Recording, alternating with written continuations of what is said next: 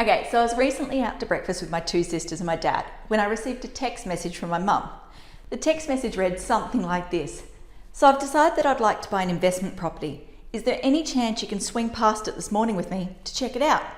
Okay, first things first. Since when does Mumsy have enough money to buy an investment property? Where has she been hiding this money? I know next time we go out to breakfast, it'll be her shout. That aside, that's not the big issue. Let me continue. The message then went on to say, I'm thinking of renting it out through Airbnb. Okay, now we have a problem. I would suggest probably 70% of the Airbnbs that are operating out there are operating unlawfully. They're illegal. People just don't realize it. So in today's video, we're going to talk through the two options that people actually have available in this situation.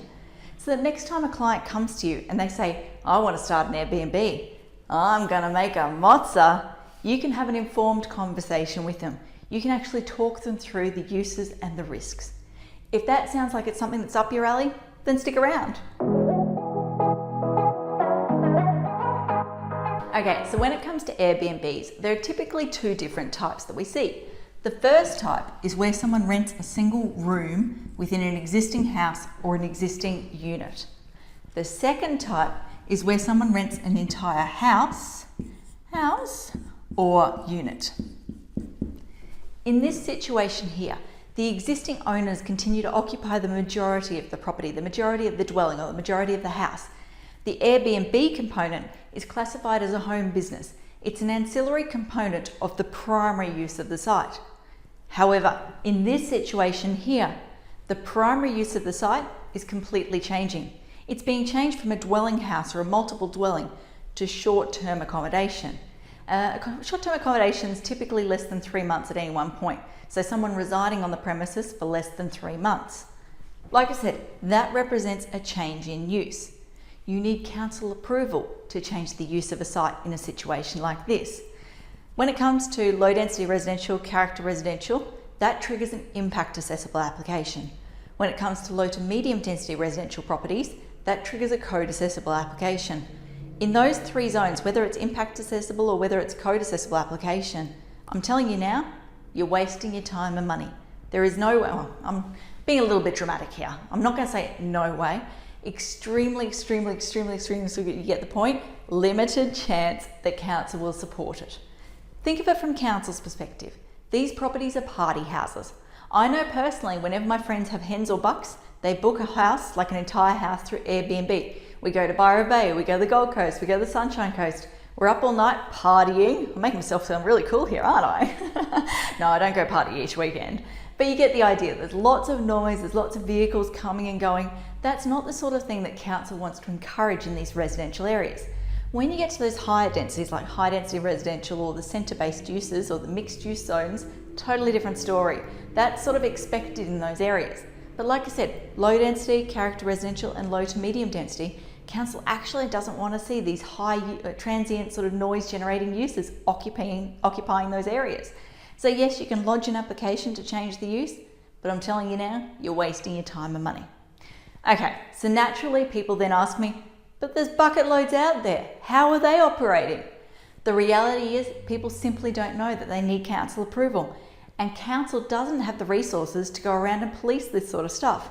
Yes, they know it's there. Yes, they know that they need to crack down on this sort of thing, but they don't have the man hours, the time, the money, the funds to be able to go and do that. They basically sit back and wait for someone to lodge a complaint. So a neighbour to basically sit there and say, we are sick of the noise, we're sick of people coming and going all the time, you need to sort this out.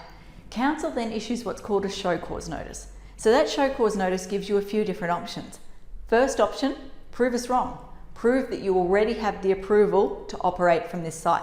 So you already have short-term accommodation approval. Let's be real, no one ever does.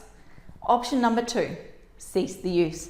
So basically convert it back to a long-term rental. Yeah, that's an option, but everyone knows you make more money with Airbnb. No one likes that option. The third option is to try and get approval for that use. As I just said, you're not going to get approval. So the reality is you've got to go back to that second option. You've got to go back to renting it out on a long-term basis. Now, a lot of people naturally say to me, oh, that's okay, I'll just run the risk. I'll just rent it out and I'll wait for someone to complain. If I play my cards right, I won't peeve the neighbours off. I'll get some good tenants in there, some good Airbnb renters out there. I'll make strict conditions. I'll be right. Yeah, you probably will. Let's be real. Not a lot of these get picked up. Council, like I keep saying, council doesn't have the resources to go around and police this sort of stuff. It's not a political issue for them at this point in time. However, there is one little thing that I need to point out, which really isn't so little. Insurance. If your insurer is half smart, they're going to work out that you don't have a lawful use. You don't have the ability to operate out of that site. So if you go and lodge a complaint, someone injures themselves or someone burns down the property, something drastic happens, you want to make sure you're covered.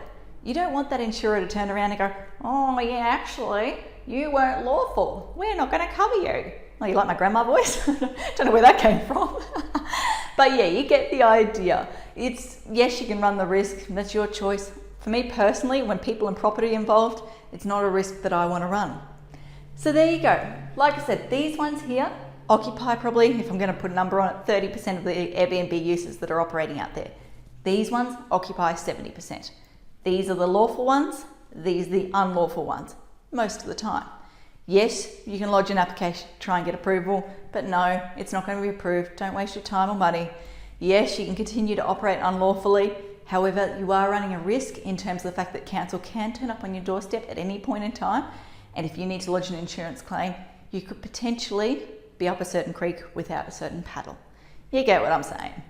So hopefully that gives you a bit of information into this whole, or insight into this whole topic. If you have any questions, I'd love to encourage you to continue the conversation below. I'd love to chat that way. Until next time, thanks for watching. For all you red tape lovers out there, I have one thing to say. Well, no, actually, I've got three. Number one, the advice provided in these videos is general in nature. It's not site specific. You would be a silly Billy to go and make financial decisions based on this advice without first checking with the town planner. Don't be a silly Billy. Number two, Brisbane town planning is in no way linked to Brisbane City Council. The views expressed in these videos are my own, not council's. So if you don't like them, blame me, not council. Number three, what was my number three? Oh yeah, the views expressed in these videos are accurate at the time of recording. If you're watching this video back 10 years from now, the views may not be so accurate. That's all. Bye.